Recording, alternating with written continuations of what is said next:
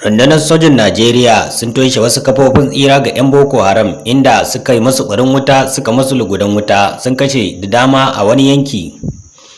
Dakarun sojin Najeriya sun yi ma 'yan Boko Haram kofar rago inda suka toshe wasu hanyoyin tsira bayan da suka kai mugun farmaki a sansanin 'yan ta'addan a jihar Borno.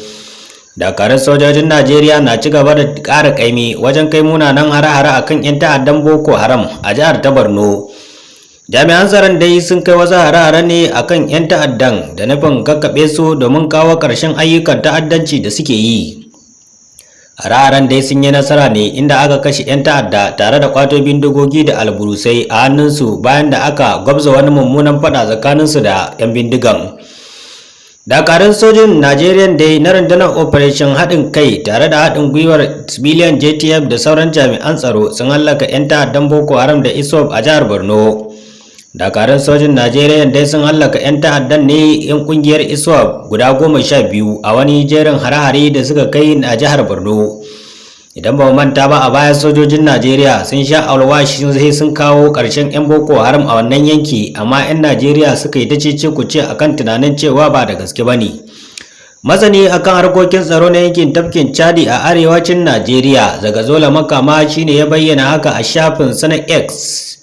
Majiyoyi sun bayyana cewa hare-haren dai sun gudana ne a ranar 29 ga wannan watan da ya gabata a ƙauyuka da dama, ciki har da Tamsu da Yangamdu da wasu kuma ƙauyuka da dama. A cewar majiyoyi dai dakarun sojojin Najeriya sun yi arangama ne da 'yan ta'addan a ƙauyen Laskodi Kura, inda aka samu musayar wuta mai zafi wacce ta kai ga hallaka 'yan ta'addan guda 12. An kwato bindigogi kira AK-47 guda 6 mai jigida kuma guda 8 cike da harsasai tare da wasu nau'in magunguna da dama waɗanda suke amfani da su wajen fita hayyacinsu domin su kai hari su kashe wanda suke so. An kuma lura cewa wasu daga cikin 'yan ta'addan suna karɓar magani ne saboda raunuka da kuma suka samu wani gurmuzu da dakarun sojin a ranar da ta ɓaci, to in suka ji rauni ya su magani wa kansu. Wata majiya ta ƙara da cewa samaman ya raunata karfin 'yan ta'adda a yankin baki ɗaya, inda suka katse musu damar tafiya da kuma samun kayan agaji a yankunan.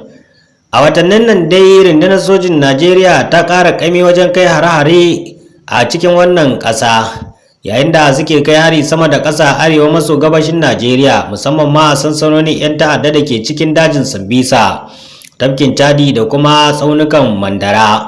Idan muka koma wani labarin za ku ji cewa dakarun sojin Najeriya sun samu nasarar daƙile wani mummunan hari na 'yan bindiga a jihar Zamfara.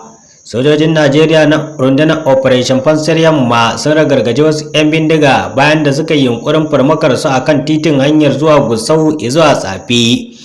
Jami'an tsaro dai sun samu nasarar kwato babura a hannun 'yan ta'addan bayan sun kore su zuwa cikin daji. Masu sauraro sai dai mu ce Allah ya ƙara ba sojojin Najeriya nasara su ci gaba da gwabza fada da wa'annan 'yan ta'adda, domin wa'annan mutane ba sa da amfani a cikin Najeriya. A nan muka kawo ƙarshen wannan shiri namu na tsaro hakkin al'umma, sai wani lokaci za mu kawo muku wasu labaran. Mu ne muku fatan alkhairi. Wassalamu alaikum wa rahmatullah.